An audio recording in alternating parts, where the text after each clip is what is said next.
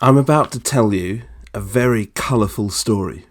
Listen closely and see how many colours you can pick out in this story. There was once a man named Jacob who had 12 sons.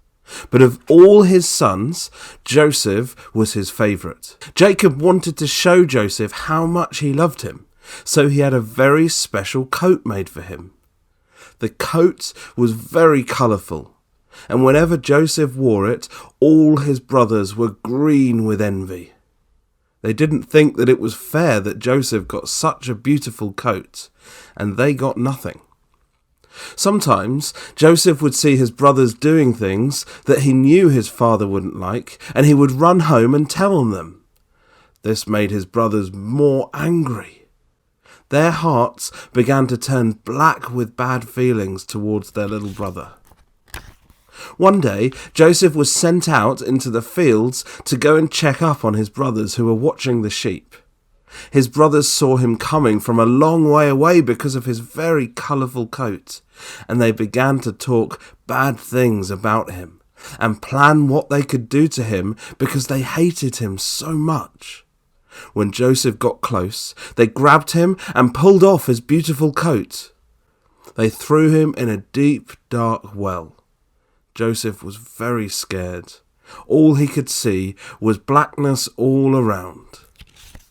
Soon, Joseph's brothers saw a bunch of men passing who were on their way to Egypt. The brothers pulled Joseph out of the deep, dark well and sold him to the men who took him to Egypt as their slave.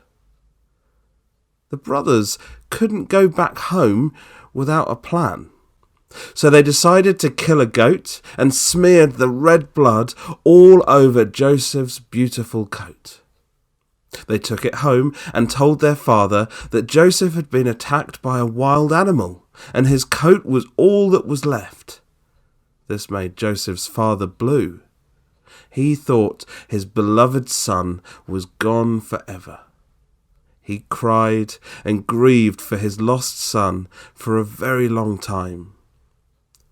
But this isn't the end of our story. God was with Joseph and kept him safe. God had a plan for Joseph's life. God was watching over him.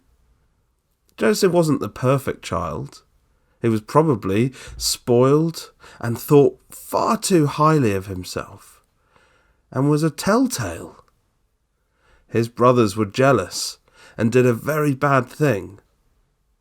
But we will learn next week how God took a very bad situation and made something good out of it. We will see how God can make bad things good again. Sometimes you have bad things happen in your life that you think just aren't fair. Maybe you have people that pick on you or call you names. Or maybe someone is sick in your family or doesn't have a job.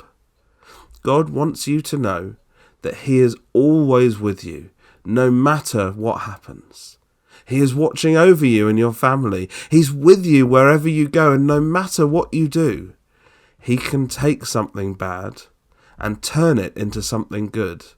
So when you have a problem or bad things are happening, just remember that God is with you.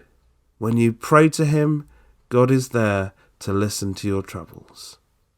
Next week, we will see how God helped Joseph and his family with their problems and made a bad thing good.